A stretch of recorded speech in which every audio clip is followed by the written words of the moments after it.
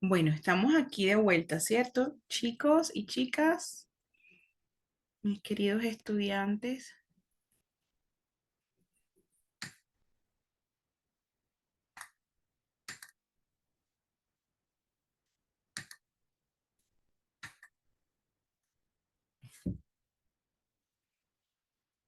Bueno, seguimos en nuestro diplomado de formación integral en DUA y PIAR, estrategias en el ámbito escolar.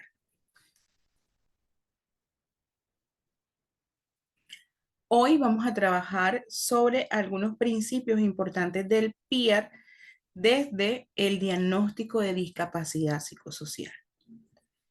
¿Por qué vamos a empezar con discapacidad psicosocial? Porque es realmente uno de los focos de mayor relevancia en la actualidad en la población de nuestros niños, niñas, jóvenes y adolescentes.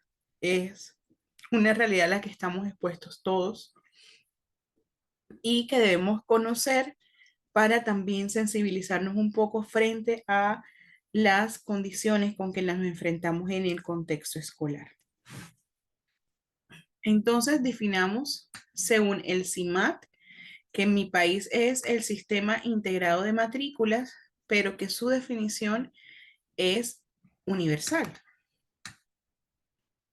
Según el CIMAP, la discapacidad psicosocial es mental y resulta de la interacción entre las personas con deficiencias, es decir, alteraciones en el pensamiento, percepción, emociones, sentimientos, comportamientos y relaciones considerados como signos y síntomas atendidos a su duración, coexistencia, intensidad y afección funcional y las barreras del entorno que evitan su participación plena y efectiva en la sociedad. Estas barreras surgen de los límites que las diferentes culturas y sociedades imponen a la conducta y comportamiento humano, así como para el estigma social y las actitudes discriminatorias. Para lograr una mayor independencia funcional, estas personas requieren básicamente de apoyos médicos, terapéuticos especializados de acuerdo a sus necesidades.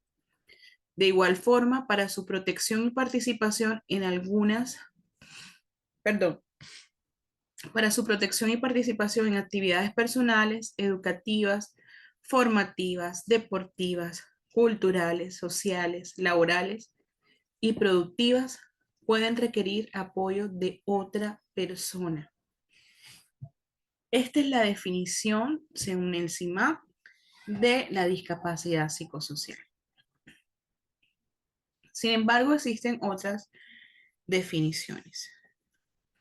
Una del Ministerio de Salud y Protección Social de mi país, Colombia, y es la siguiente.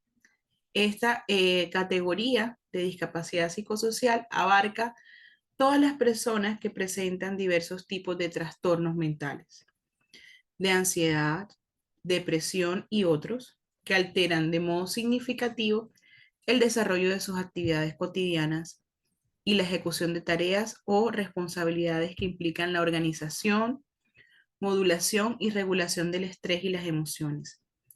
Se incluyen aquí las repercusiones en el funcionamiento cotidiano de trastornos como la esquizofrenia, el trastorno afectivo bipolar, el trastorno obsesivo compulsivo, la fobia social, el trastorno de estrés postraumático, entre otros.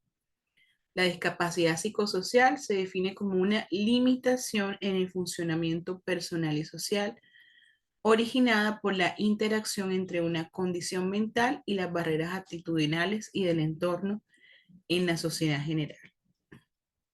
Estas barreras basadas en el estigma, el miedo, la ignorancia y piden la participación plena e igualitaria de las personas con discapacidad psicosocial en la sociedad. Veamos de estos trastornos que están aquí, que hacen parte de la discapacidad psicosocial, un poco de ellos para que sepamos cómo vamos a caracterizarlos. La esquizofrenia entonces es un trastorno mental crónico y grave que afecta a las personas, cómo piensan, sienten y se comportan. Se caracteriza por una pérdida en el contacto con la realidad, o sea, se distorsiona esa realidad. Por eso se les generan alucinaciones, delirios, alteraciones en el pensamiento y las emociones. Síntomas principales: exceso o distorsión de funciones normales, como alucinaciones, percepción, percepciones sin estímulo real, como escuchar voces, delirios, creencias falsas de cómo que alguien lo esté persiguiendo, delirio de persecución, pensamientos desorganizados que hablan incoherentes o manifiestan ideas sin ningún tipo de conexión o articulación entre ellas, un comportamiento motor anormal con movimientos estereotipados, repetitivos o incluso alguna falta de respuesta, es decir, una persona supremamente como que fría, o sea, distante, que no se mueve, ¿sí? Síntomas negativos del déficit o reducción de funciones normales, como el aplanamiento afectivo, se le dificulta la expresión de emociones, abulia, que es falta de motivación por hacer actividades, anedonia, la incapacidad de sentir placer, y aislamiento social, evitan el contacto con las demás personas. Síntomas cognitivos: déficits en atención, problemas de memoria, alteraciones en la toma de decisiones, es decir, alteraciones en los procesos cognitivos relacionados con las funciones ejecutivas. A la persona le cuesta planificar, resolver problemas. Causas y factores de riesgo: genéticos, es decir, personas que tienen unos antecedentes familiares de esquizofrenia;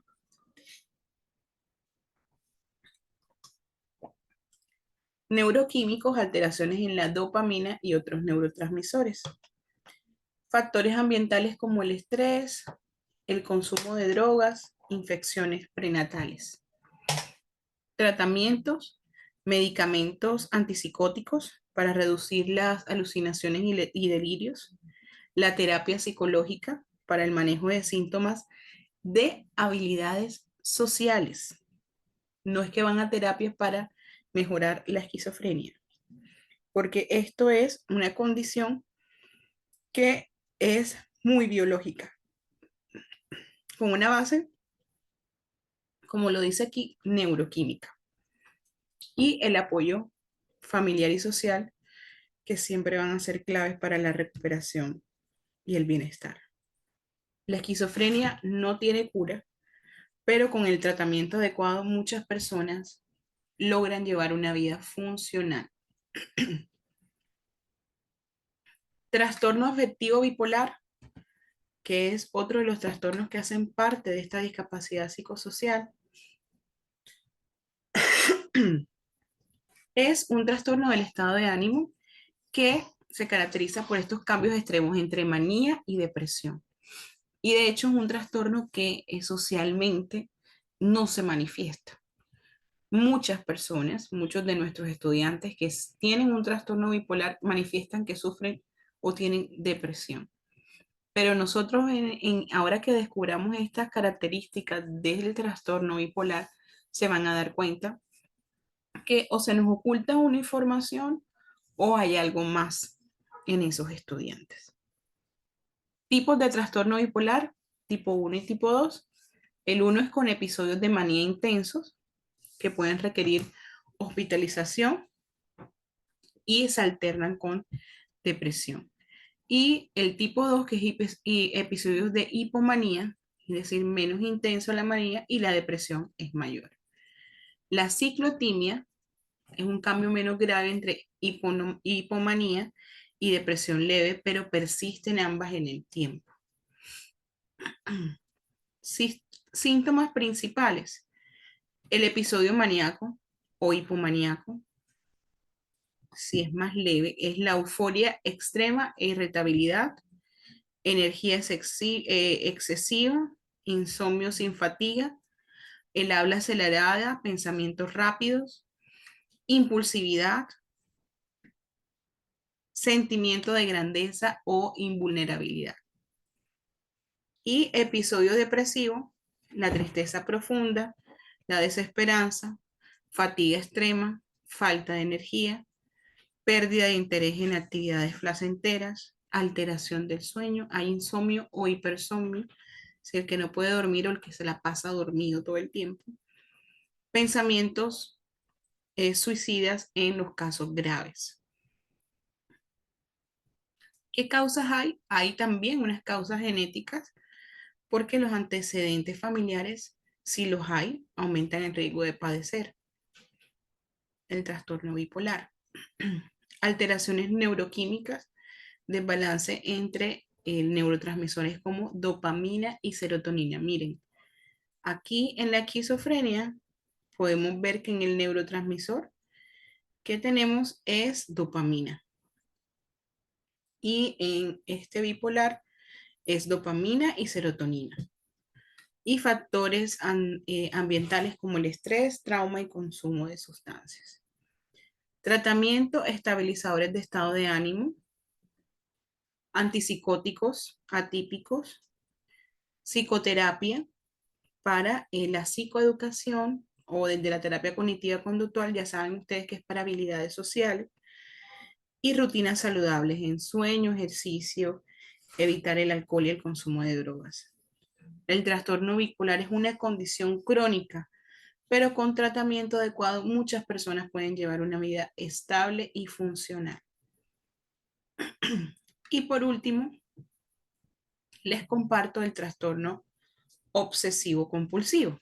Es un trastorno mental que se caracteriza por la presencia de obsesiones, pensamientos intrusivos y angustiantes, y compulsiones, conductas repetitivas realizadas para reducir la ansiedad a causa de esas obsesiones.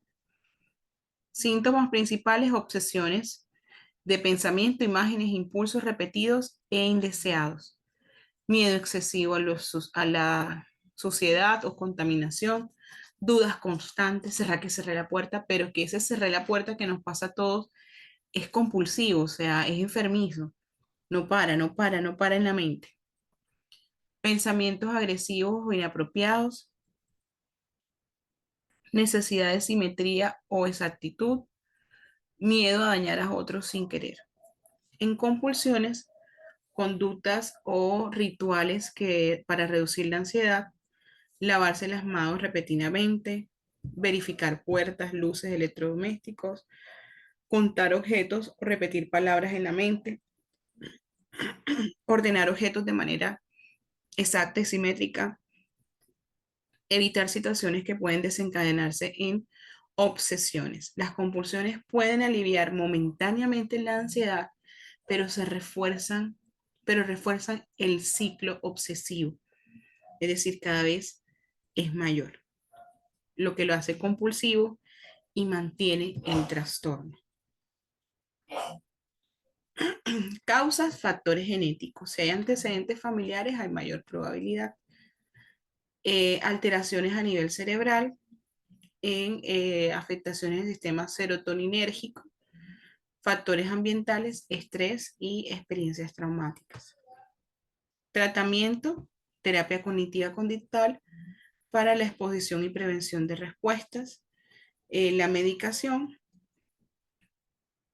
para,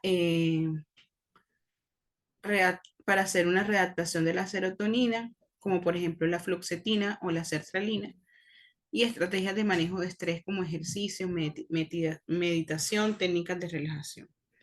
El trastorno obsesivo compulsivo es una condición crónica, pero con tratamiento adecuado, muchas personas pueden controlar los síntomas y mejorar su calidad de vida.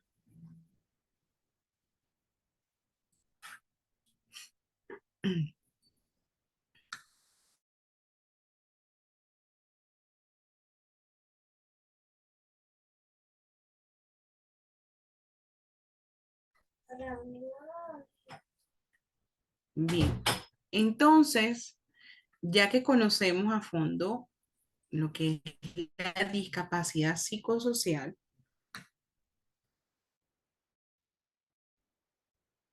vamos a ver cómo es ese PIAR. El PIAR entonces es garantizar la enseñanza y el aprendizaje de nuestros estudiantes. ¿En qué se basa? En una valoración pedagógica y social. Incluye los apoyos y ajustes razonables que se requieren, entre ellos los que se hacen en el currículo, en infraestructura y todas las demás necesidades para la permanencia de estos estudiantes. ¿Qué necesitamos con el PIER? ¿Qué queremos lograr? Garantizar el aprendizaje, la participación del estudiante y la permanencia y promoción. Son insumos para la planeación de aula del respectivo docente y el plan de mejoramiento institucional, como complemento a las transformaciones realizadas con base al DUA.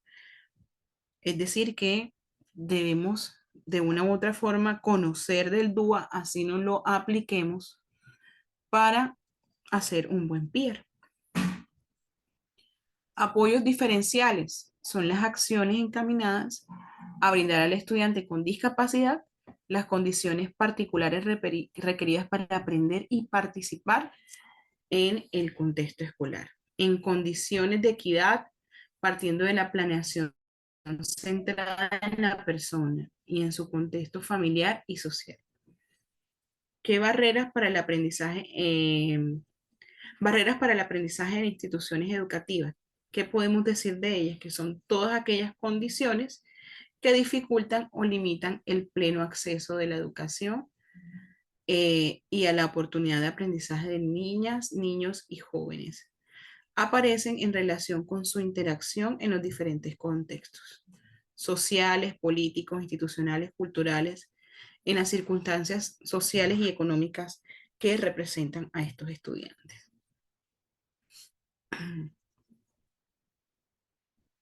Bien, esto siempre se lo voy a preguntar. Y esta parte aquí es valiosa, o sea, que la tengamos así fresquita siempre. El PIER se divide en tres grandes momentos. El primer momento es la caracterización inicial del estudiante.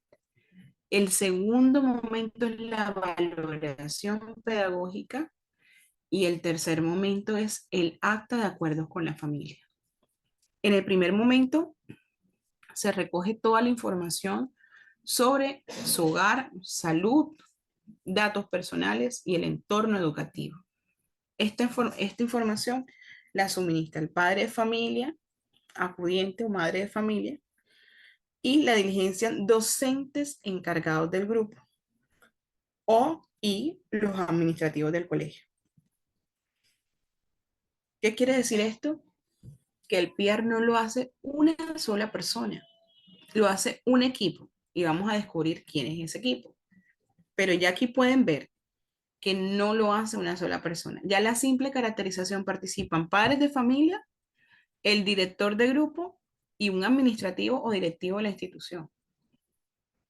Bien, en la valoración pedagógica, entonces es donde se hace la valoración del proceso pedagógico del estudiante, que primeramente debemos identificar sus gustos, intereses, motivadores y características particulares que les agradan. Se establecen unos objetivos, se identifican unas barreras, se presentan los ajustes, se evalúan esos ajustes y se hacen unas recomendaciones, que esa es la parte más compleja de esta valoración pedagógica.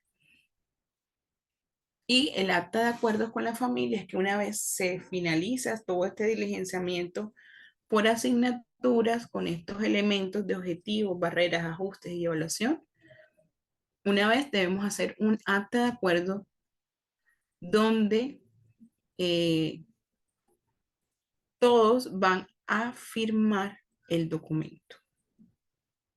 Va el acudiente, el directivo de la institución, el docente de apoyo, por si cuenta con el docente de apoyo, los docentes a cargo y en algunos casos también van los pares del estudiante también participan en esto.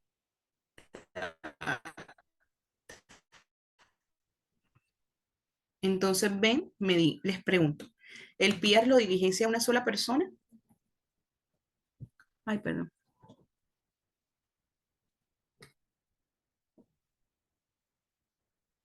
Muy bien, Zoila.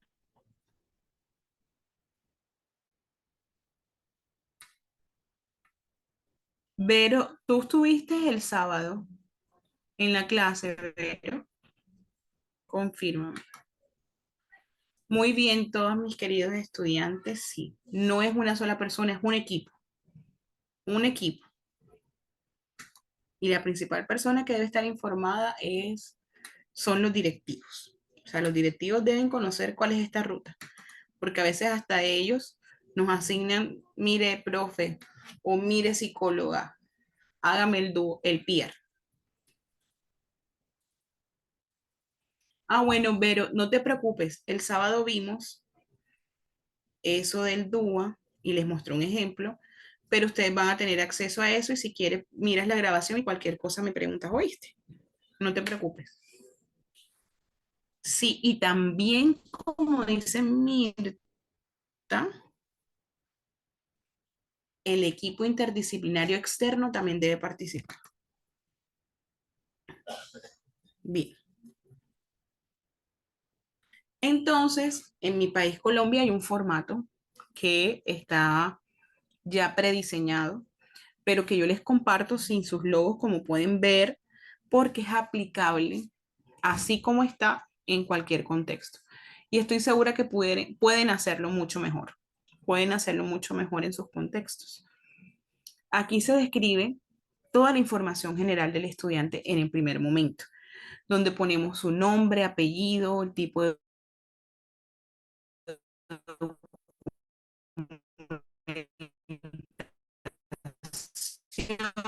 su número, lugar de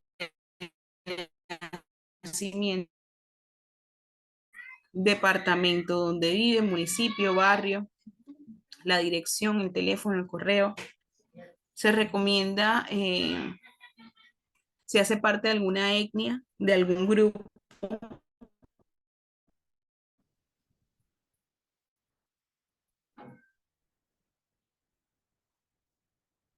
Otra vez aquí donde les muevo la manito.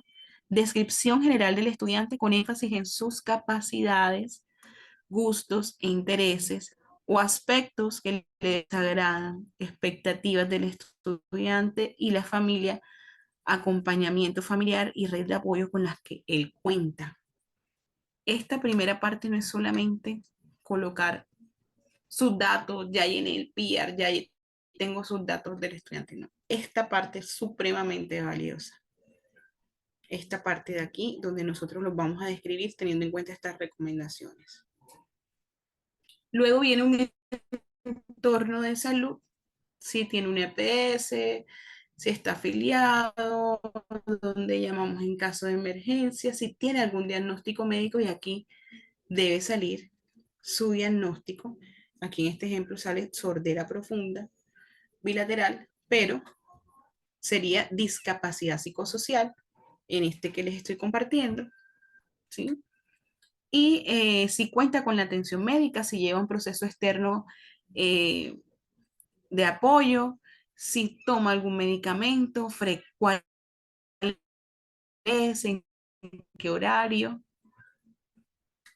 y en el entorno familia, el nombre de la mamá, del papá, en algunos casos les toca el del acudiente o la persona que se hace responsable del menor, el nivel educativo de esas personas, quién es el cuidador, a quién le podemos dar ese título como cuidador, quién está al frente del proceso del niño.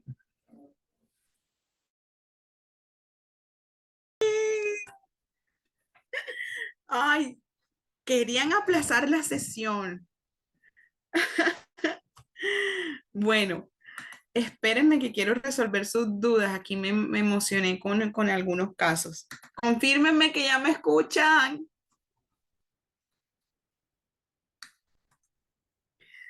Ay, gloria a Dios. Qué pena. Tuvo un bajón de energía, pero fueron 2 minutiticos, enseguida se volvió a prender todo. Y bueno, se me fue el internet porque el equipo no.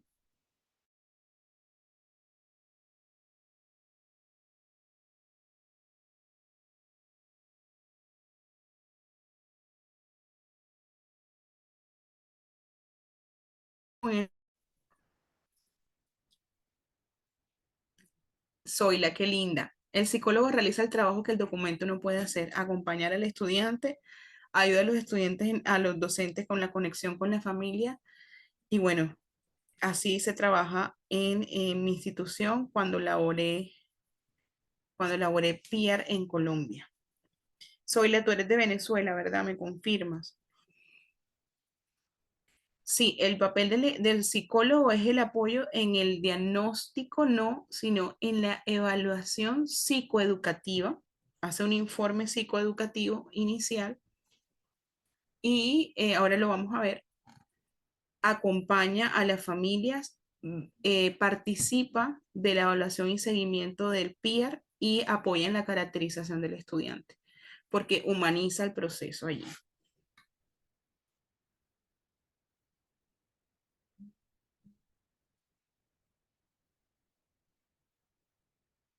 Profe, el documento, ¿quién lo proporciona? ¿El docente? El documento lo realiza el del PIAR. Julis, si no, me confirma si estás en Colombia, pero el PIAR lo diligencia la institución, pero en apoyo de los padres de familia, el proceso terapéutico externo, los directivos de la institución y los docentes.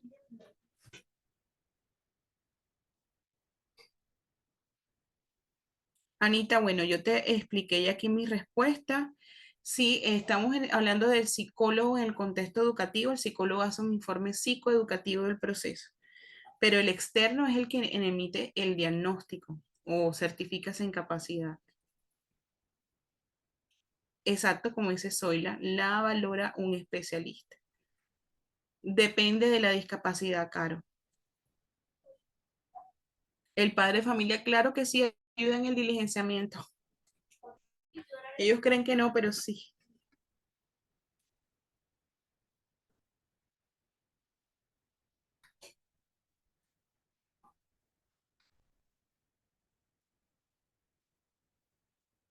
Imagínense dar la clase por chat, Dios mío, me da algo.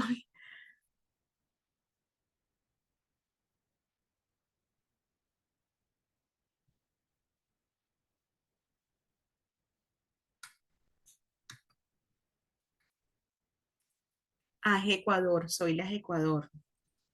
Gracias, Zoila, por la aclaración.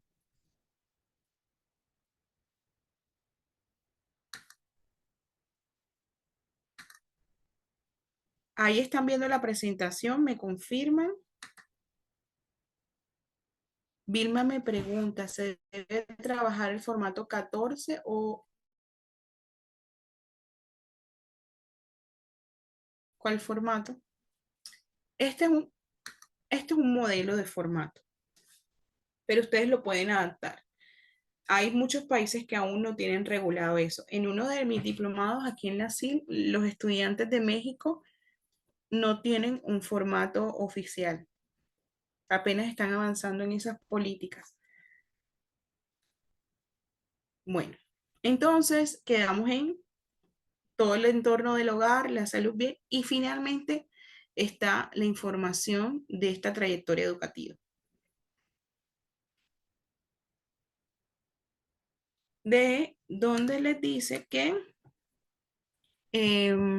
si ha estado el estudiante vinculado a esta institución, en qué modalidad, el último grado que cursó, el que aprobó, observaciones, si se ha cambiado de colegio, por qué llegó allí, con qué motivo de cambio, y se recibe un informe pedagógico cualitativo que describe el proceso de desarrollo y aprendizaje del estudiante, eh, o el PIAR si se recibe ese informe, por lo general ese informe pues es producto del observador del estudiante y es cualitativo, no es el boletín, que el boletín es cuantitativo.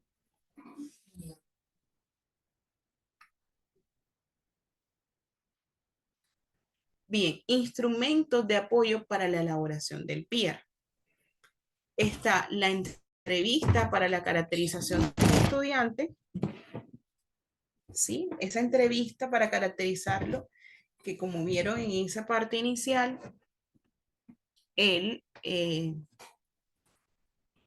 debemos describirlo y como yo les dije, ahí participa el psicólogo para humanizar toda esa caracterización. Se promueve un espacio de diálogo con la familia, se recopilan los datos y la información relevante del estudiante en su contexto familiar, social, cultural, estado de salud, motivaciones, gustos fuera del entorno escolar. Entrevista y caracterización inicial es parte, insumo del anexo 1 del PIR. Aquí se aporta la historia escolar del estudiante y se consolida la valoración pedagógica, que recuerden que es una valoración pedagógica cualitativa. En esa caracterización del estudiante con discapacidad psicosocial, depende del diagnóstico que nos traiga. Es decir, para nosotros hacer esto necesitamos el insumo de su proceso externo. Hay casos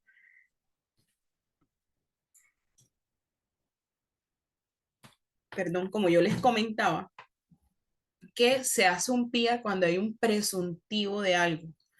En el psicosocial es muy difícilmente hacemos un PIA con un presuntivo, ¿sí? Pero nosotros debemos sí o sí conocer la condición del estudiante porque el informe externo es un insumo para lo que nosotros vamos a diligenciar en el formato, en el PIR como tal, en la herramienta. Entonces tenemos el trastorno de ansiedad, que son miedos, angustias y melancolía.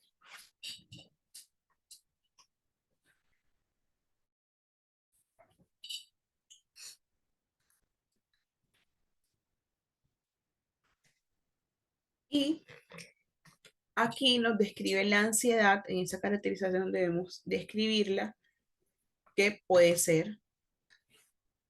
La ansiedad se constituye un estado de ánimo habitual del ser humano. Los trastornos de ansiedad han sido diagnosticados en gran cantidad de niños y adolescentes.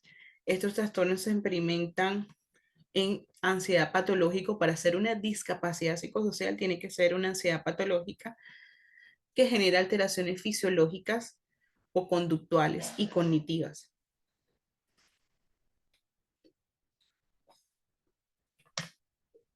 Estos trastornos también tienen una base neurobiológica que persisten en el sujeto. Recordemos que antes ya yo les he descrito, en la discapacidad psicosocial les describí tres grandes trastornos. Ahora estamos en los otros que son frecuentes. ¿Cuáles fueron esos tres trastornos que describimos? Está la esquizofrenia. ¿Cuál más?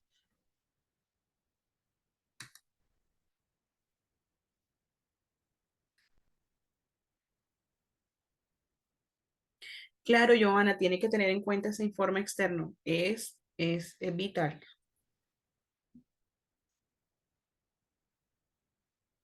Muy bien, tenemos el TOC, trastorno obsesivo compulsivo, y el trastorno bipolar e esquizofrenia. Y ahora estamos viendo el trastorno de ansiedad. Recuerden que es una ansiedad patológica.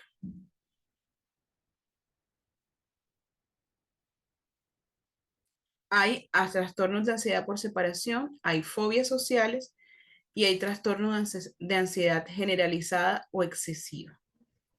En los de separación consiste en el miedo excesivo relacionado con el alejamiento de las figuras cuidadoras del niño o del adolescente, personas significativas, o sea, casi siempre este trastorno se presenta en ansiedad de separación ante la madre, el padre o una figura de autoridad relevante en su formación.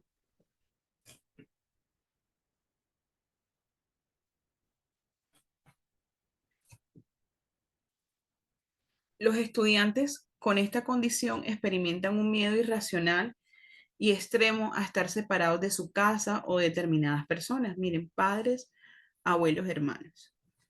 En las fobias sociales se caracterizan por miedos intensos e inexplicables a situaciones en las que se precisa interactuar con personas desconocidas. Realiza actividades en sitios concurridos, asistir a alguna reunión donde no hay personas familiares o enfrentar demandas sociales en las que el estudiante sea el centro de atención, como hablar en público. En la niñez suele manifestarse con conductas de evitación eh, y exceso apego a figura cuidadora. Generalmente el tema se explica en función de lo que se ha denominado distorsiones cognitivas, esto es, ideas erradas del niño o el adolescente al pensar en los desconocimientos podrían hacerle daño o lesionarlo de alguna manera. El trastorno de ansiedad generalizada o excesiva se presenta cuando los individuos experimentan continuamente sensación de angustia o preocupación desmedida. Claramente su intensidad, duración y frecuencia es desproporcionada con relación a su posible causa. Las consecuencias que la persona prevé de la situación que genera ansiedad son claramente irracionales irreprobables.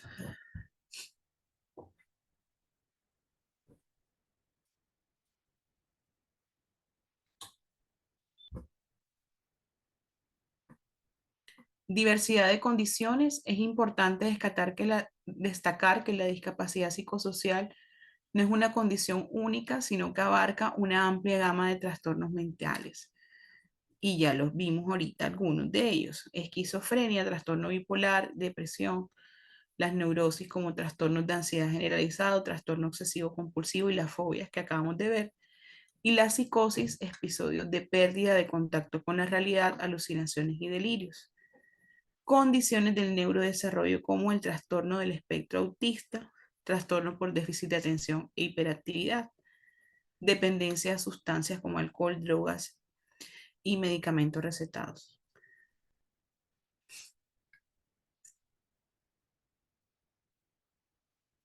En interacción social, las limitaciones que experimentan las personas con discapacidad psicosocial no solo provienen de la condición mental en sí, sino también de la forma en que la sociedad interactúa con ellos. Factores sociales que influyen: estigma, que son los prejuicios y actitudes negativas hacia esta población; discriminación, el trato desigual o desfavorable basado en la condición mental; y la exclusión social, las dificultades para participar plenamente en la vida social, educativa, laboral y comunitaria. Y miren, aquí la imagen también lo dice, o sea, estas personas de una u otra forma sienten el rechazo.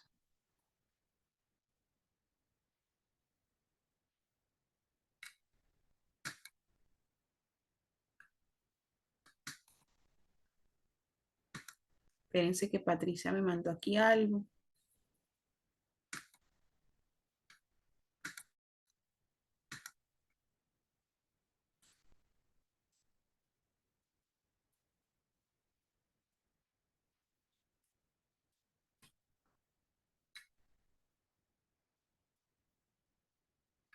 Sí, Rocío, hay familias que se niegan a este proceso porque consideran que se están etiquetando a los menores en el sistema. Y es que la ley en Colombia, por ejemplo, nos obliga a reportarlos.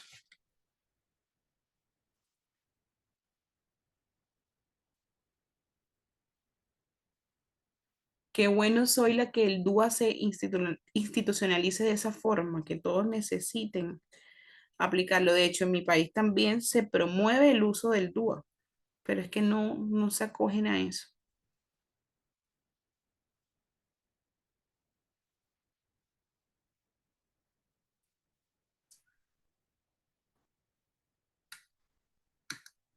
Bueno, entonces, estas discapacidades también tienen un nivel de impacto, que son leves, moderadas y graves.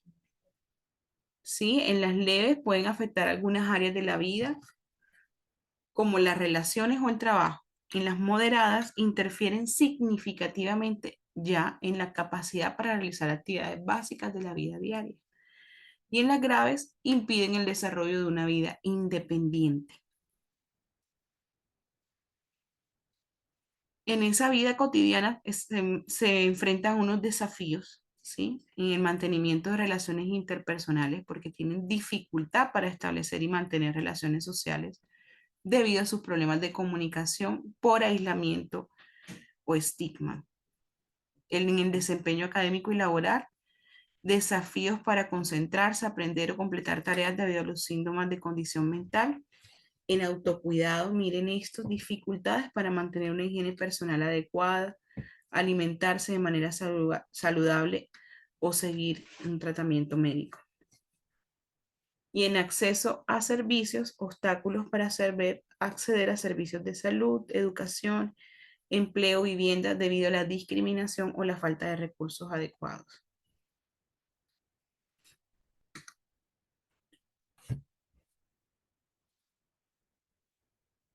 Ay, ay, ay, ay, ay, ay. ¿Qué pasó?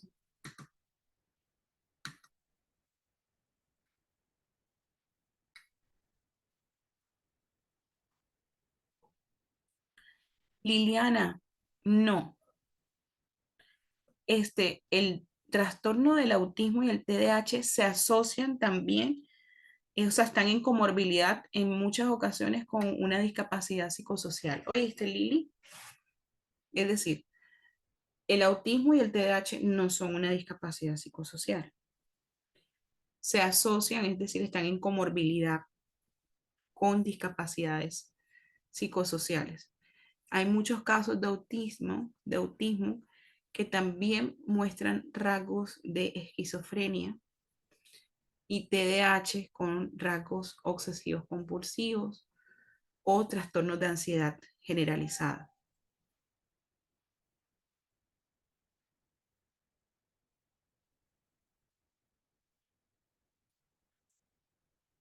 Sí, Lili, todas estas presentaciones están en el material. Búscala, yo las tengo ordenaditas por número. Esta es la 07. Esta que estamos viendo es la 07 porque hoy es el día 7 de nuestro diplomado.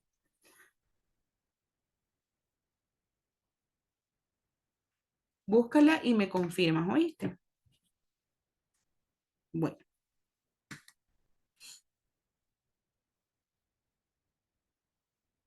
es importante que reconozcamos que las personas con discapacidad psicosocial entonces también tienen unas habilidades y unos talentos, es decir, que tenemos que reconocerles sus aspectos positivos, en qué aportan a nuestra sociedad, a pesar de sus limitaciones. Pues muchas personas con esta discapacidad logran tener una vida estable, plena, productiva. ¿Por qué? Porque siguen los tratamientos. Es importante que en el día se caracterice desde comenzar siempre por lo positivo, por lo propositivo del estudiante, por lo que él nos puede dar, lo que nos puede entregar y lo que es bueno. Y luego esas dificultades. Y esto se los doy como recomendación general para la vida en la visión de nuestros estudiantes. Y también para los que son padres o madres de familia. A veces nosotros agotamos todo nuestro esfuerzo y nuestros recursos para que nuestros hijos fortalezcan las habilidades en las que son deficientes. Es decir, si son malos en matemáticas, vamos a Kumon, vamos a esta clase de lógica y entrenamiento matemático y son unos artistas en potencia y nosotros no invertimos en artes plásticas, no invertimos en técnicas de pintura, porque nosotros nos enfocamos en la inversión sobre la dificultad. Y les doy ese ejemplo desde el punto de vista como mamá y papá, que seguro aquí muchos lo somos. Pero si ya nos vamos al plano de describirlo, de nuestro rol como maestros y demás, a veces nos desproporcionamos en gran medida cuando hablamos sobre sus características negativas. Estamos frente a un niño, un adolescente, un joven con múltiples posibilidades. no los ceguemos con nuestro juicio sobre sus aspectos negativos. El peer pretende que reconozcamos esos aspectos positivos, por eso allá les dije en la primera parte cómo debe ser esa caracterización, cómo lo debemos describir. Y aquí lo que les estoy invitando es a que conozcan su diagnóstico y sepan, no, hombre, esto es propio de su condición, esto es propio de su ser.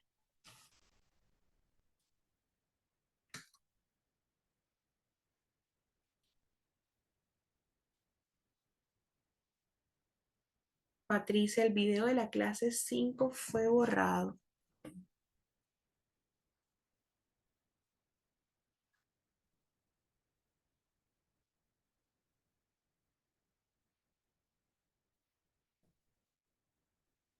Ay, qué lindo, Oscar. Sí, entonces no olviden que el peer se caracteriza desde las capacidades, no desde las dificultades. Y muy bien, Caro, exacto, con respecto a la pregunta del autismo, es una condición del neurodesarrollo.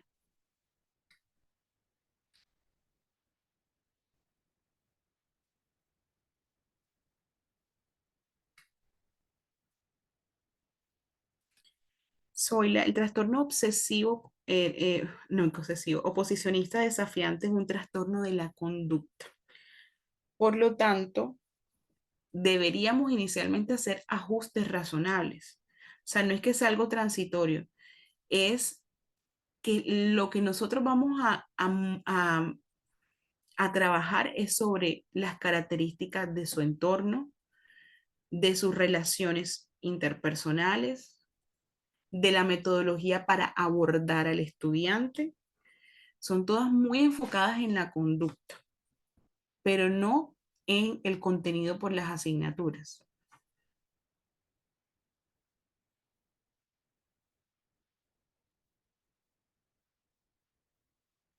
Divino, Dianita, impúlsala. Tienes una gran artista en tus manos y enfócate en sus fortalezas. Enfócate en tus fortalezas porque las debilidades con una mamá como tú las va a superar en su tiempo, en su tiempo.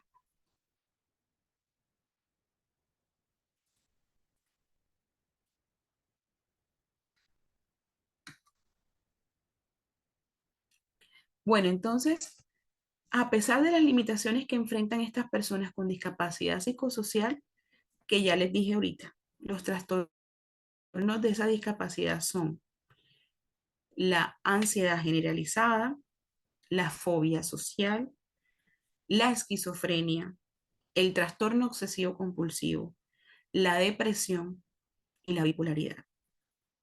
Y recuerden que en estos trastornos psicosociales, para una discapacidad psicosocial, muchas personas se niegan a reconocer la magnitud de su trastorno, incluso a darle el nombre que es. Y lo digo muchas personas porque en este psicosocial los papás manipulan tanto la información que no nos llega la certificación. Es muy pocas las veces que nos llega la certificación de este tipo de discapacidad, ya solo cuando se ven en aprietos los papás. Bueno, entonces estas personas con esta discapacidad también poseen habilidades y talentos excepcionales que les ayudan y les aportan para su desenvolvimiento y las relaciones interpersonales.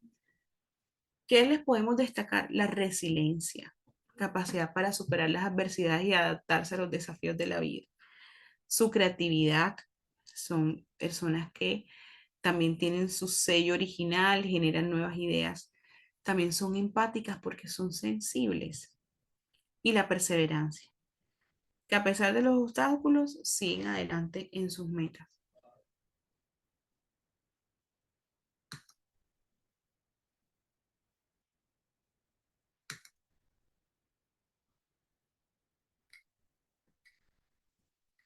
Bien, estos son los instrumentos que nosotros necesitamos para elaborar el PIR, ¿sí?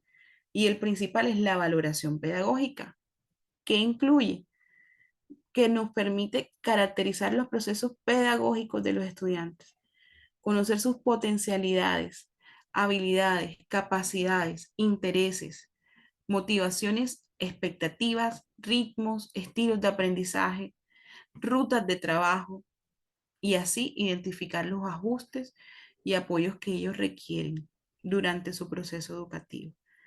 La mejor forma de garantizar que se haga de manera adecuada es tener presente que deben realizar valoraciones que permitan revisar el impacto de los planes de trabajo. Para esta valoración pedagógica es importante que desde psicología se aporte esa valoración psicopedagógica, porque hace parte de ese contexto pedagógico, lo psicopedagógico, y es como el modelo que yo les presenté el sábado, ¿sí? Donde describimos al estudiante por áreas: motriz, adaptativa, lingüística, matemática, ¿sí? Donde ponemos esas grandes habilidades desde la óptica que el psicólogo puede aportar de su valoración pedagógica.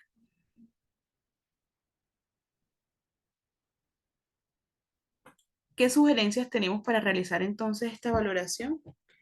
Considerar su condición psicosocial a través de ese informe que yo les comenté, que también valida las emociones, la conducta del estudiante.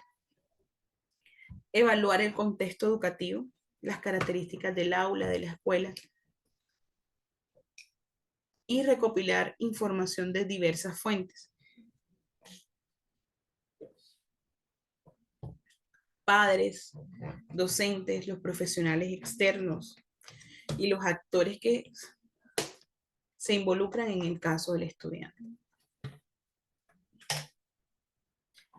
Debemos utilizar instrumentos y estrategias adecuadas, instrumentos validados, adaptar esas estrategias de evaluación y fomentar la participación activa.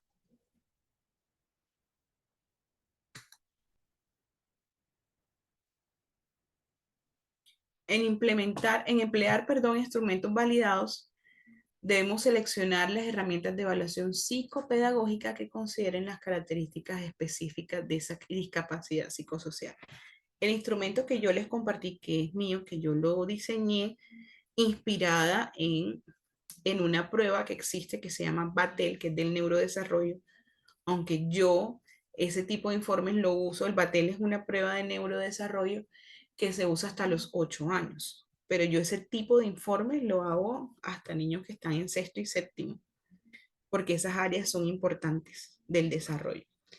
Entonces, ese informe es ese que usamos como evaluación psicopedagógica, que yo lo pueden usar, perdón, yo lo uso, yo lo hago así. Adaptar las estrategias de evaluación, modificar las consignas, los tiempos de respuesta, las formas de presentación. Esto es ajustes. En estrategias de evaluación, ajustes. Miren, algo importante, porque los profes se ponen molestos a veces con lo del peer. Que eso lo hago, que eso lo haces tú, que eso lo hago yo, que eso lo hace él, que eso lo hace ella. Y nos pasamos tirándonos la pelotica.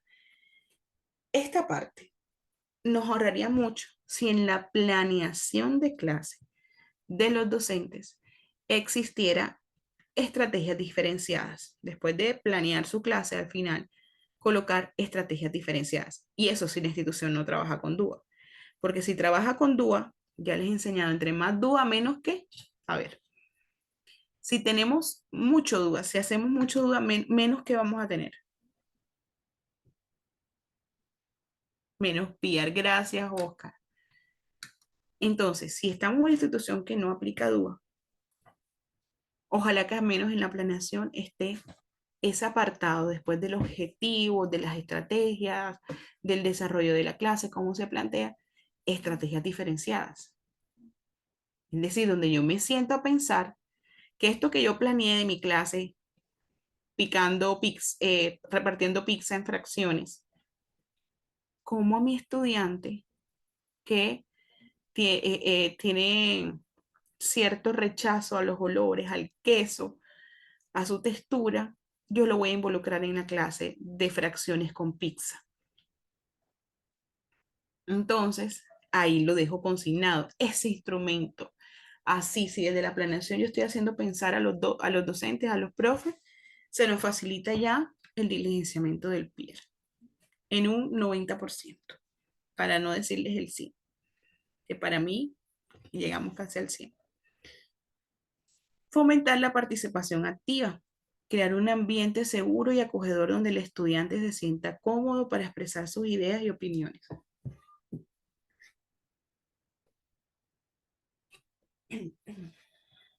Vamos a ver aquí qué me dijeron. Sí, Vilma, el problema es que no hay capacitación. Ojalá si fuera para docentes. Si nuestros directivos docentes estuviesen capacitados en DUA y peer, los profes también lo harían. Porque cuando un directivo se forma en estos contenidos, quiere transmitir esta información a todo su personal.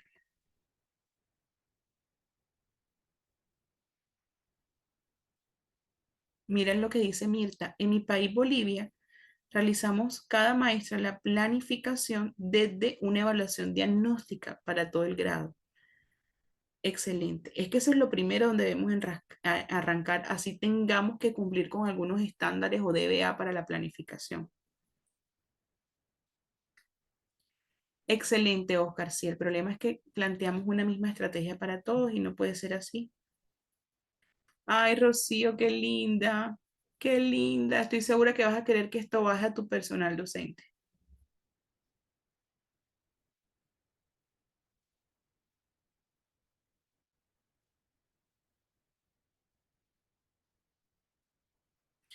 Ani, pero tienen que firmarlo, tienen que firmarlo, tienen que firmar ese acuerdo y involucrarse. Queramos o no, todos tenemos que involucrarnos. Tenemos que enfatizar las fortalezas y potencialidades, identificar las habilidades y talentos, analizar el estilo de aprendizaje y establecer unas metas realistas donde pueda sentirse que ahí el aprendizaje lo podemos alcanzar y es significativo.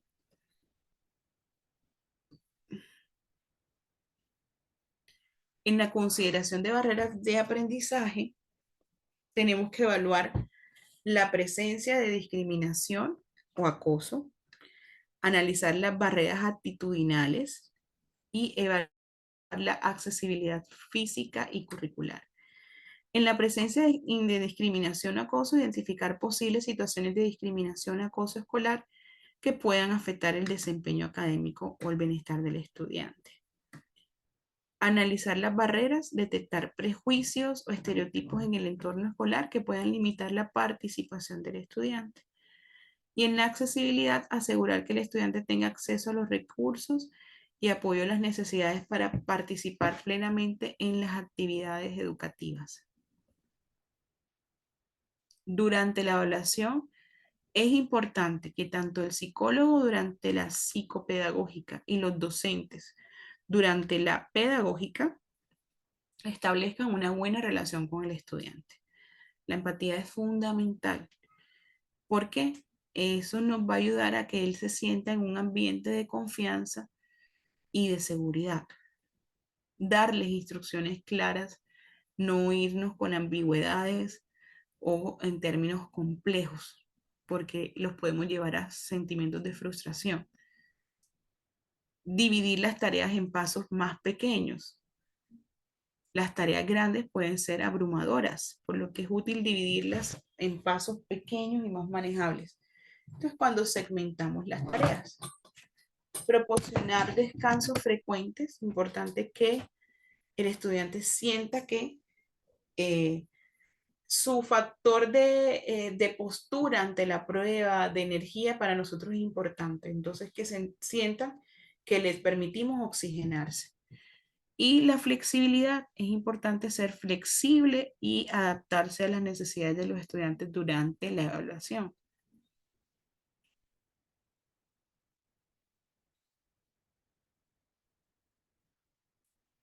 Un ejemplo de famoso con esta discapacidad es John Nash, el matemático estadounidense cuya vida estaba marcada por la esquizofrenia paranoide aguda. Y lo conocimos en esta película Una mente maravillosa. Él, consciente de su enfermedad, luchó con ella y desarrolló una exitosa carrera académica que le valió el Premio Nobel de Economía en 1994, John Nash. Otros instrumentos de apoyo para elaboración del PIR. Este proceso está orientado por los docentes de apoyo, la orientación escolar y otros profesionales como el coordinador pedagógico y las docentes que acompañan las áreas o al estudiante.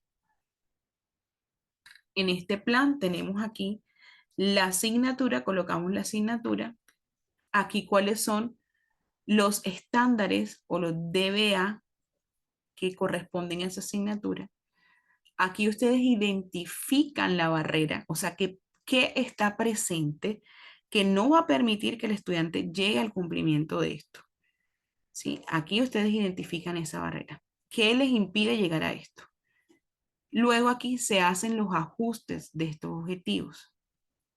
Se ajustan esos objetivos y finalmente se evalúa. ¿Cada cuánto se evalúa?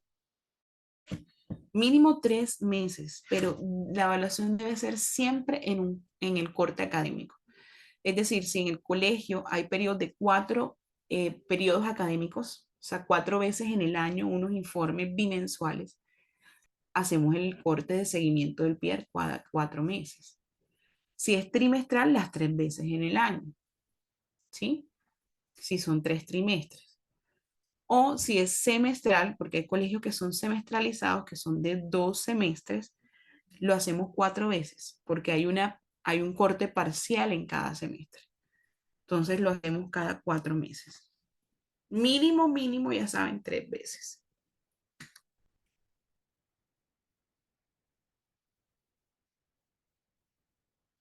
Depende, Oscar, exacto, el lenguaje que usan en los colegios, si les van a llamar trimestre, periodo, bimestre. Son los cortes académicos de los colegios.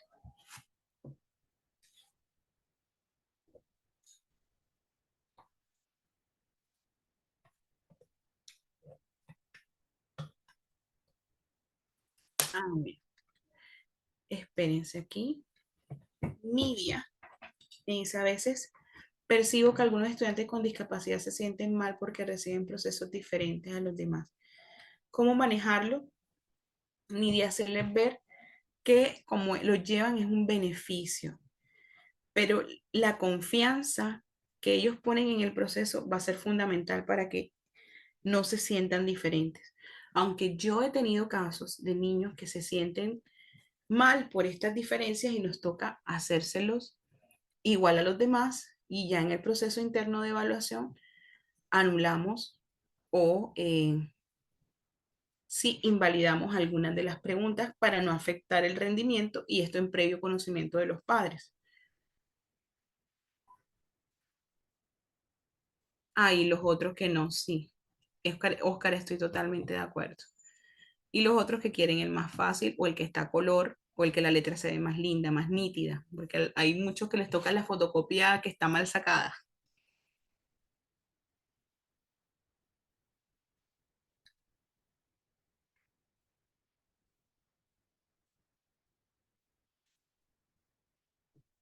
Me dice Lina, tiene un aporte importante. Ha tenido en el aula niños y niñas con diagnóstico de autismo, desde los que gritan duro y otros que se tapan los oídos porque le molestan y estresan. Yo también me aturdo, válido, Lili. Somos seres humanos. Y me pregunto, ¿dónde está el derecho de estos otros que están tranquilos, que quieren estar tranquilos? Y eso con imágenes acompañando para calmarme, pero igual es algo que ellos están presentes. Lili, mira, hay algo que también hay que tener en cuenta en muchos procesos. Prima el bien común sobre el bien, sobre la individualidad. Pero tenemos también que validar en este caso, porque si tiene una condición, esa individualidad. Hay que remitir el estudiante que es así disruptivo en el proceso al departamento de bienestar, seguimiento u orientación escolar. ¿Por qué? Porque es un niño que requiere un docente de apoyo, un docente solo para él. Hace mucho tiempo eso le decían sombra, ya eso no se le dice, pero requiere a alguien que le haga contención y que le apoye en sus procesos y no perjudicar así el bienestar del grupo.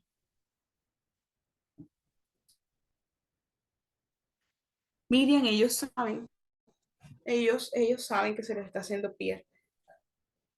No es necesario dependiendo la edad que así lo sepan.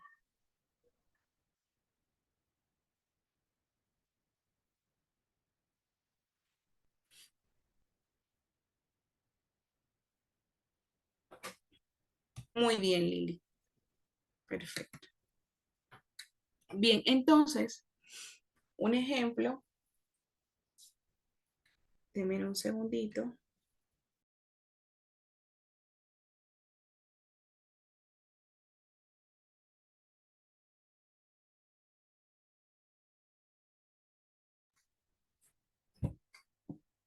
Entonces, miren este ejemplo de un área, por ejemplo, ciencias sociales, la barrera que identificamos, hay barreras actitudinales, poco conocimiento de los docentes en las necesidades del estudiante y se les dificulta la comunicación afectiva con ellos. Tienen pocos recursos tecnológicos y apoyo. eh, y falta de uso de material de apoyo con videos con subtítulos de apoyo, con closed caption, que permitan al estudiante fomentar su aprendizaje. ¿Sí? ¿Qué estrategias de apoyo desde la escuela podemos sugerir? Un apoyo académico en adaptaciones curriculares, un apoyo psicopedagógico en orientación y asistencia individualizada y servicios de tutoría. Podemos hacer acompañamientos, en algunos colegios les llaman free teaching o tienen unos learning center. Hay unos colegios que le dicen learning center al acompañamiento en tareas, hay otros que le dicen learning center a las actividades extracurriculares o learning center a los centros de terapia interna.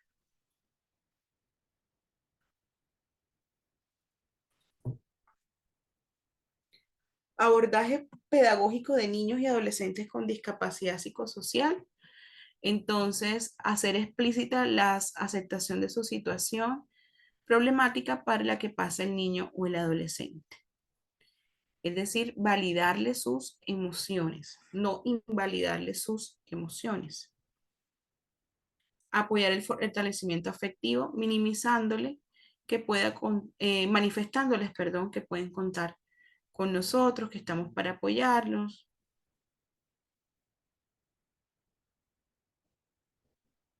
Esa validación debe ser siempre respetuosa, ¿ok?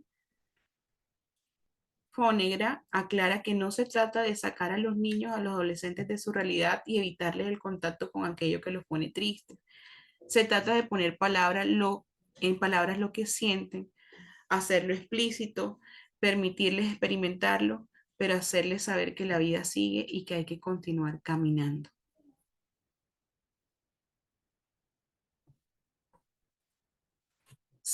Esto es algo que como lo dice Lili ahorita en el ejemplo, o sea, nosotros tenemos que tener mucha mucha fortaleza como adultos frente al proceso para poder tolerar ciertas situaciones que como seres humanos nos pueden sacar de pronto no de casillas, sino del contexto agradable, del ambiente que nosotros queremos generar en la clase.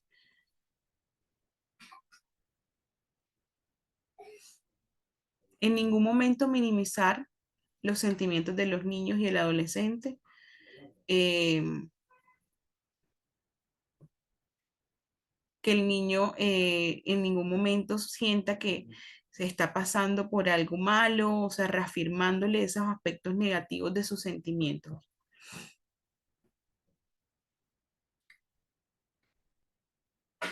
Y de una u otra forma con nuestro apoyo, ellos poder lograr disminuir, eh, cierta cantidad de tareas y trabajos, ahí es donde está el ajuste importante en esta discapacidad, porque a veces con la recarga de tareas y actividades los abrumamos o se estresan o comienza ese sentimiento esa sensación de fatalismo. Se activa mucho la ansiedad. Entonces lo que queremos es minimizar esos síntomas que son muy comunes en este trastorno. Esto no lo veamos como consentimiento, es que lo tenemos que ver desde el conocimiento del trastorno, que al conocer el trastorno nos dice, tenemos que tratarlo de esta forma, o sea, no es consentirlo, es tener los recursos y las herramientas para eso.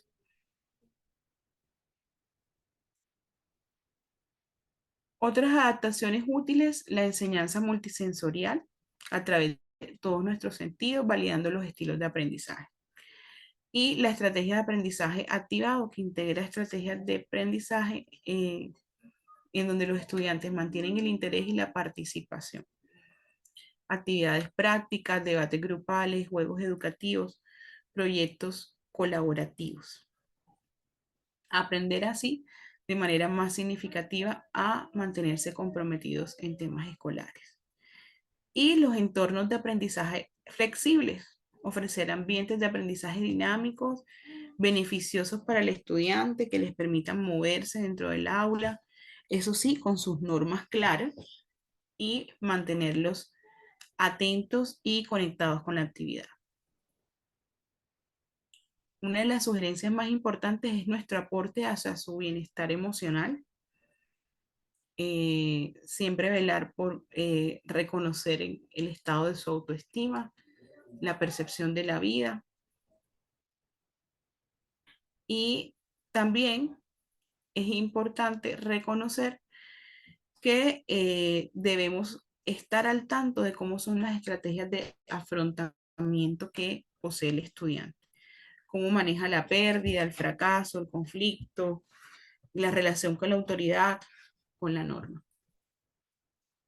El docente de apoyo y el equipo interdisciplinario del establecimiento educativo deben recoger esta información, la del bienestar emocional. Importante promover estas conductas adaptativas de comunicación, cuidado personal, habilidades sociales y la utilización de la comunidad, es decir, todas las capacidades de interactuar con la sociedad en el uso de transporte, acceso a servicios, participación en actividades comunitarias. ¿Qué queremos lograr con estas conductas adaptativas? Que puedan vivir de manera independiente, que participen en la comunidad y que se sientan productivos, que aportan, que son capaces. ¿Qué puede afectar que logremos estas conductas adaptativas? La discapacidad intelectual. Personas con discapacidad intelectual puede dificultar que aprendan y se desarrollen habilidades adaptativas necesarias para vivir de manera independiente. La enfermedad mental, personas con enfermedad mental, como en esta discapacidad, trastornos del desarrollo, aquí también, que se les dificulta estas conductas adaptativas, personas con lesiones cerebrales o traumatismos cerebrales, y las personas y estudiantes, porque tenemos estudiantes que abusan de sustancias. ¿Cómo abordamos estas conductas adaptativas? Potenciar las conductas en estas personas requieren un enfoque integral y personalizado que aborden las necesidades específicas de cada individuo. Sin embargo, existen algunas estrategias. Definir los objetivos claros y medibles basados en esa evaluación psicopedagógica y pedagógica. Y estos objetivos deben ser personalizados, propios de ese estudiante. Por eso se hace esa valoración psicopedagógica y pedagógica individual. La intervención, un plan de intervención individualizado, la diseña un equipo multidisciplinario que incluye todo ese staff que lo acompaña, ese staff externo. El enfoque en la persona, viendo sus fortalezas y capacidades, promover la autoestima, darle las posibilidades de prácticas independientes, de asignarle tareas, brindarle el espacio para que practique esas habilidades adaptativas, participe de ellas. A veces en casa lo que hacen es evitar asignarles para que no entren en crisis, pero es importante llevarlos a esa promoción de esas actividades.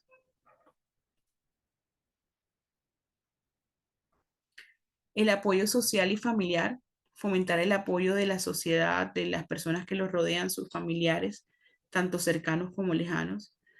Hacer monitoreo y seguimiento. Es importante monitorear el progreso de la persona de manera regular. Esto ayudará a garantizar que se mantenga en el camino correcto para alcanzar sus objetivos. Es importante que para que todo esto se dé, la persona pueda cumplir con sus terapias ocupacionales, terapia del habla y del lenguaje, la terapia cognitivo-conductual, el entrenamiento de habilidades sociales, el apoyo social y de su familia y el apoyo farmacológico en los casos que así lo requieren. Deme un segundito que se va a apagar el computador.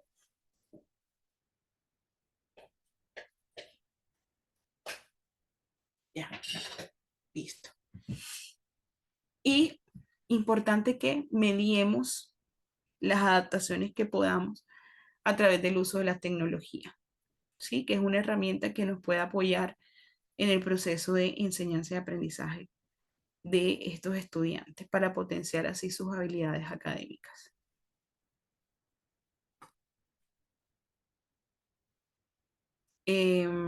También puede ser eso a través de redes sociales.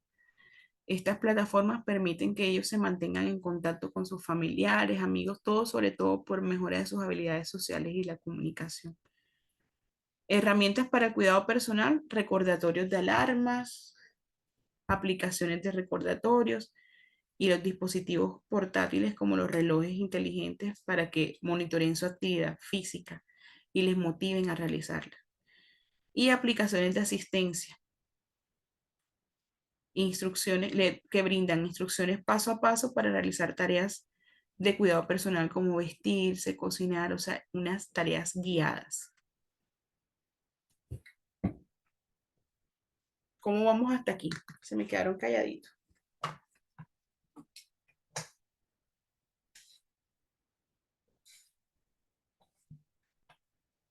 Claro, si no hay maestro de apoyo, no participa.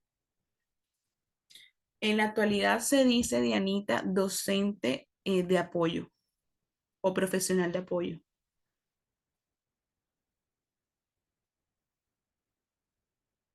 Así es, todavía le siguen diciendo sombra en muchos.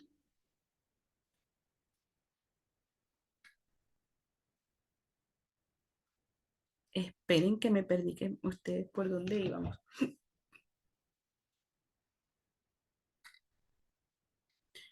Dice, tuvo un alumno, Asperger, que decía todo el tiempo palabras inadecuadas, gritaba, decía que iba pendiente. Muchos de los pacientes de equipo docente le pusimos reglas. Pero es que bueno, Patricia, lo que hicieron, lo que lograron con este estudiante. Seguramente en su diagnóstico habían otras condiciones asociadas para que hiciera estas cosas, porque no todos porque no es característico todo lo que me redactas de solo esa condición, ¿oíste? Pero me encanta que lo hayan logrado.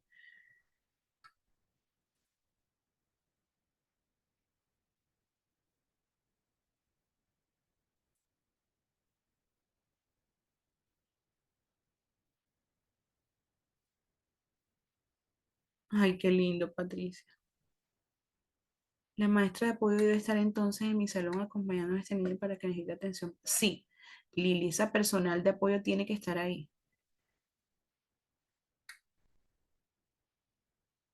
Si es privado, mucho más, o sea, mucho más el colegio podría tener sus formas de expresarle a esa familia, Lili, que necesita que ese niño esté acompañado.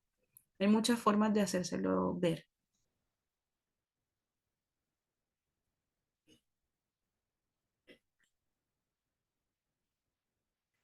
Mi, Mili, ¿cuál será la anterior diapositiva que tú querrás ver? Ay, Oscar, estoy inmerso en la lectura.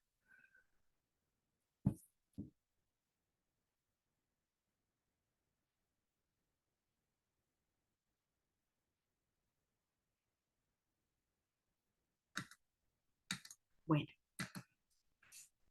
ahora en el instrumento de apoyo, que es el acta final, en esta acta final va la fecha, la persona que está llevando el registro, la institución, la sede, y el nombre, la edad y grado del niño.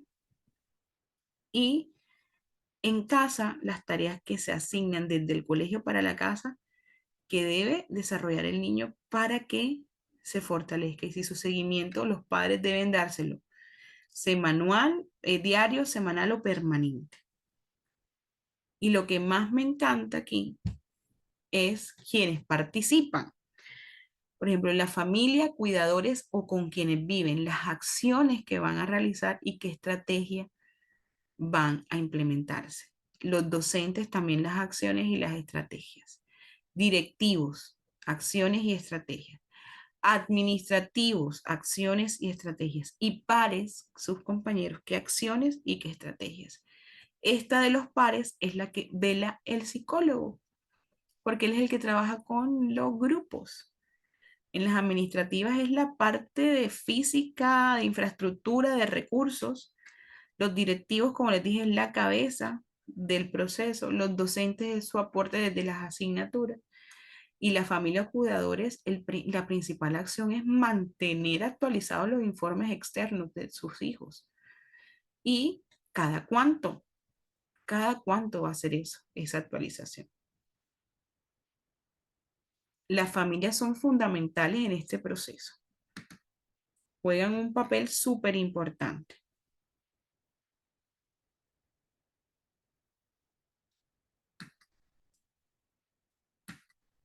Anda, Inés. Inés me adelanté mucho, ¿no? A la que tú quieres. Pero ahora te la busco. Ahora te la busco y se las comparto. ¿Oíste? O cualquier cosa, mira que está en los documentos 07 de quienes ya tienen acceso a la información. Así es, Anita, la familia es el centro de todo. Entonces, tenemos que partir de un diagnóstico. La familia nos debe proveer de ese diagnóstico, ¿sí? Saber la importancia de ese tratamiento multimodal, aplicar el proceso psicológico, educativo y farmacológico en el caso de de la discapacidad psicosocial. La familia no va a solucionar todos los problemas de un 2x3, ¿sí? Los objetivos deben ser realistas y debe centrarse todo el proceso en el bienestar del hijo, no en el bienestar personal de la familia. Asegurarse de que el estudiante, su hijo, lo esté escuchando cuando habla, mostrar interés por lo que se le pide, darle los reconocimientos que se merezcan y los privilegios ante el esfuerzo. El castigo no nos va a favorecer en estos casos, lo contrario puede exacerbar muchas conductas y evitar hacer mucho énfasis sobre lo malo, más bien reconocer lo bueno.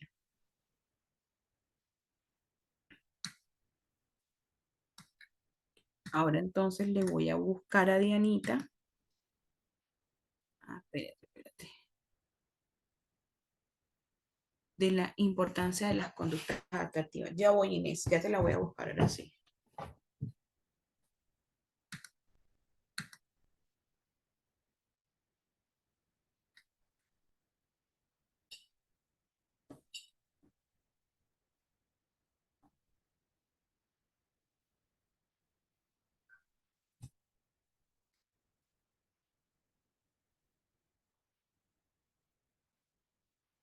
Bueno, vamos con la diapositiva de las conductas adaptativas, ¿sí?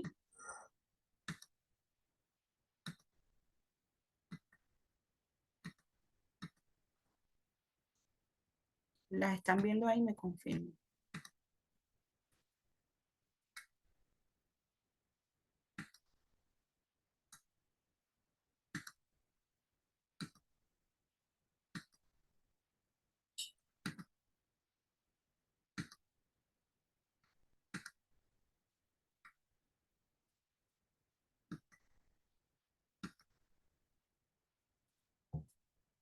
Ine, confírmame si es esta la primera, porque es la primera. No sé si es si es la que tú necesitas de conductas adaptativas. ¿Me confirmas, Ine? Listo. Caro, las encuentras en el material de la SIL y es la 07.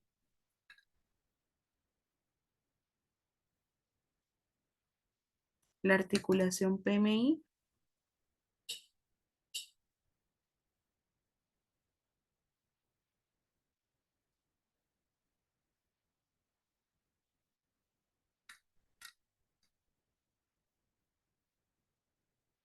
Yo les voy a dar un modelo de licenciamiento de esto, ¿oyeron? Ahora que veamos los modelos de PR que tengo preparados para ustedes, los que ya tienen el material saben que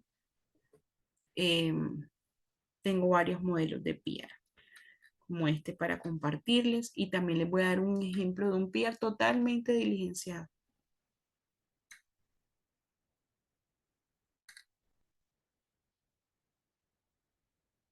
Bueno, ¿cómo vamos? ¿Qué les pareció el ejercicio de hoy?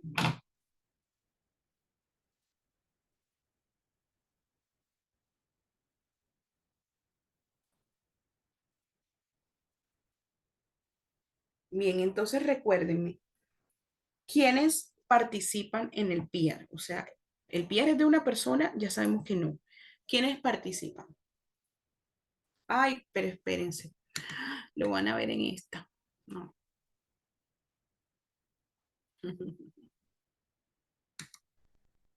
Todos, sí, toda la comunidad educativa, todos. Entonces, no podemos decir que el PR lo tiene que hacer X o Y personas, todos.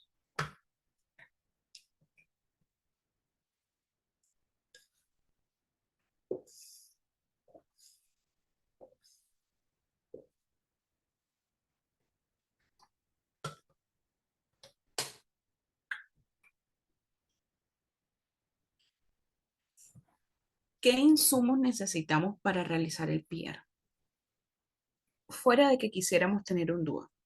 Uno de esos es el diagnóstico del estudiante con el proceso que lleva externo. Otro insumo que necesitamos es el informe psicopedagógico, que ya les mostré un modelo el sábado, y que quienes no pudieron los tienen en los documentos.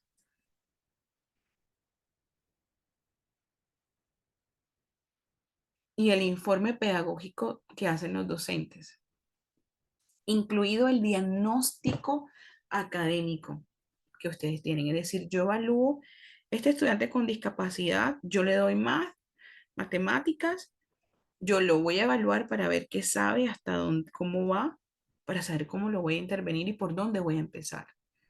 Entonces es importante que en ese informe pedagógico, aparte de todas las cualidades y características que hoy les presenté, que son imprescindibles y que a veces las obviamos, porque recuerden que el PR parte de las habilidades y no de las limitaciones, tengo que tener el insumo de cómo va y por dónde va en cada asignatura. Y eso solo lo hago con un informe descriptivo, cualitativo, de que ha alcanzado en cada una de las asignaturas, en un informe de valoración pedagógica.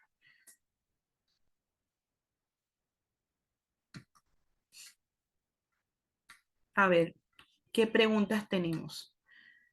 ¿Qué preguntas tenemos?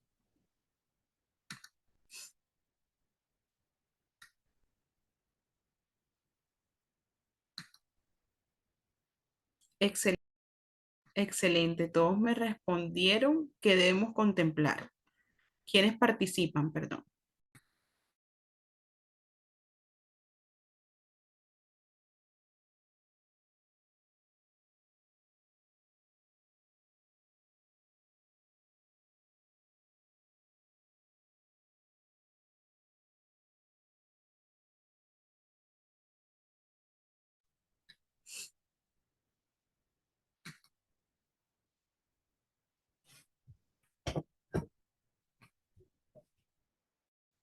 A ver, dudas, aclaraciones.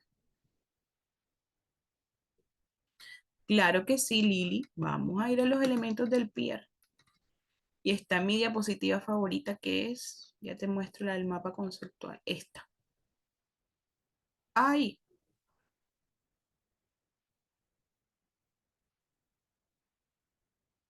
esto.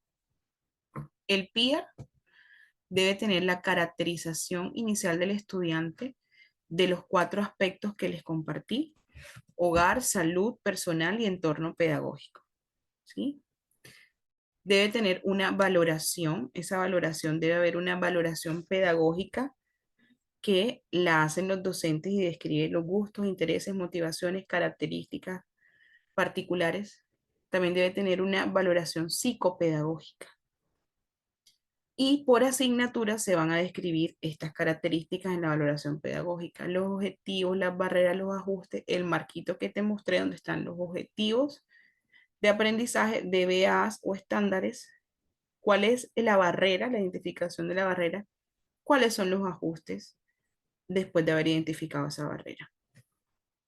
Y finalmente el acta de acuerdos que te comenté, que les mostré ahora al final.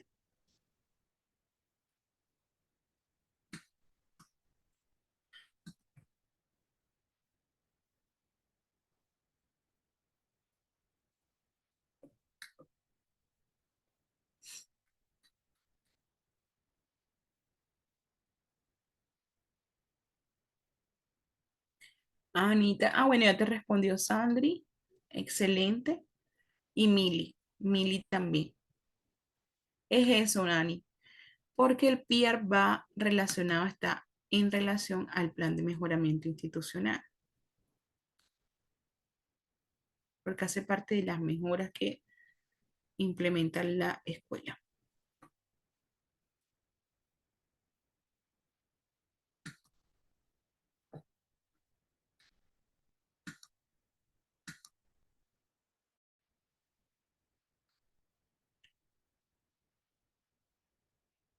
Lili, si la familia exige el PIAR, hay que hacerlo, depende del diagnóstico. ¿En qué país estás, primero que todo, Lili?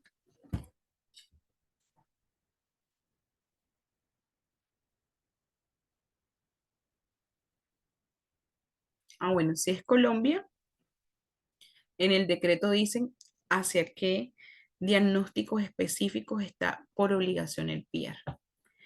Pero la familia no tiene por qué exigirlo. Tiene que traernos la constancia del proceso externo, ¿viste? Así es autismo, sí necesita PIAR. Aquí lo vamos a ver, ¿oíste, Lili? Vamos a ver un modelo de PIAR de autismo, así como este de trastornos psicosociales, discapacidad psicosocial, perdón.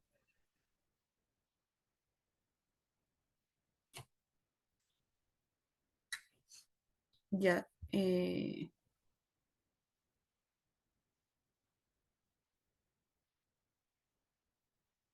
14, 21.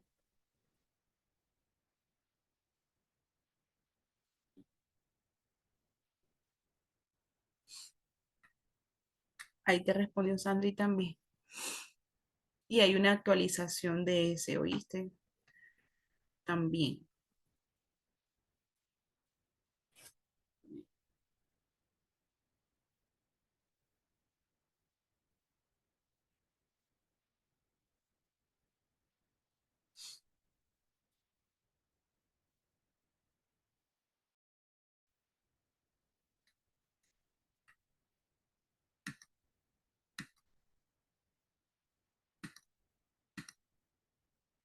¿Alguna otra pregunta, chicos, chicas?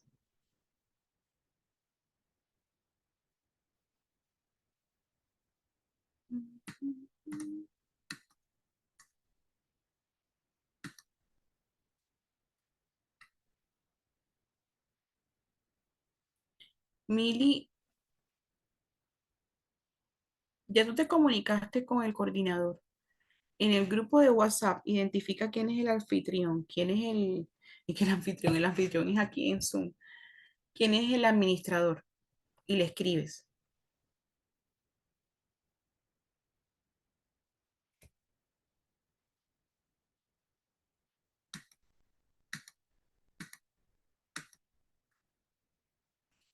Bueno, mis queridos estudiantes, no sé si tienen una preguntita más.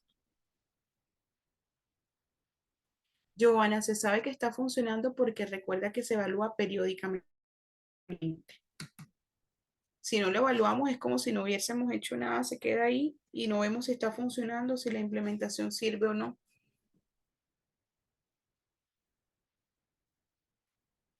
Profe, ¿un colegio puede solo trabajar con DUA y peer? Sí, claro que sí, pero recuerda que entre más DUA, menos peer van a tener que hacer. Si trabajan excelentemente el DUA, es muy poco probable que lleguen al peer, de pronto uno o dos casos con peer.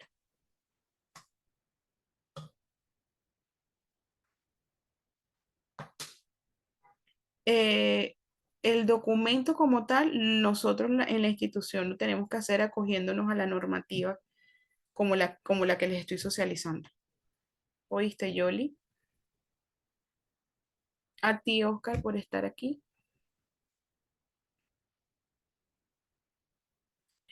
Giovanna, no cabe la posibilidad de que no funcione, porque el PR es dinámico. Si algo no nos funciona, nos retrasamos, o sea, nos vamos más atrás y más atrás y más atrás hasta encontrar que funcione en el estudiante, porque es súper dinámico.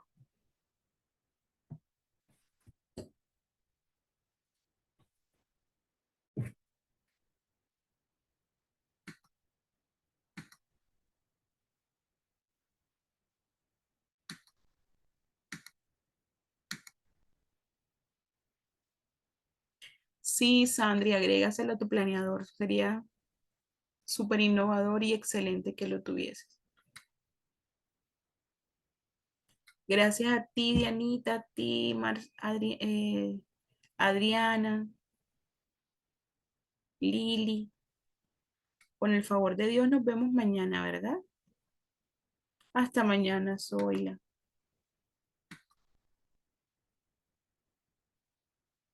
Bendiciones en esta noche. Feliz noche para todos. Cuídense mucho, mucho, mucho. Nos vemos mañana con el favor de Dios a la misma hora por el mismo link de Zoom a través de la misma corporación.